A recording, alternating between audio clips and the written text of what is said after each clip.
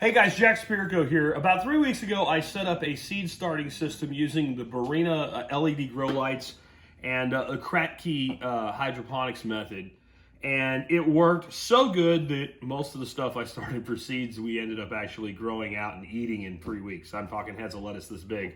But I did transplant some plants. And one of the things I noticed is using these 2-inch net pots, which is what I used for the starts, if the starts get fairly large, they really root like crazy with Kratky because they're chasing that effluent down. And you can see how narrow the openings are. And then on the bottom, you can kind of see they have a little CZ. These are my favorite net cups, really strong, but pretty small there.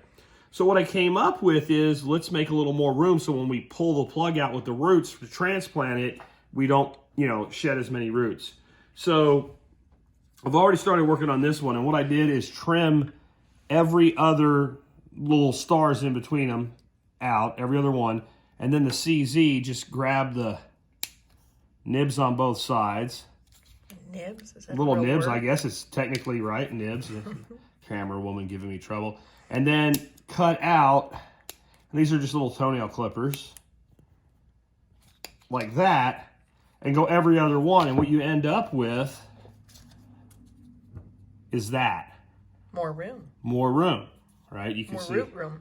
see through there, right? So that way your roots will be able to come out with the plug, with your starts, because it is amazing how much hair root you get, which is great, except that when you're trying to extract it from here versus there, how's that work?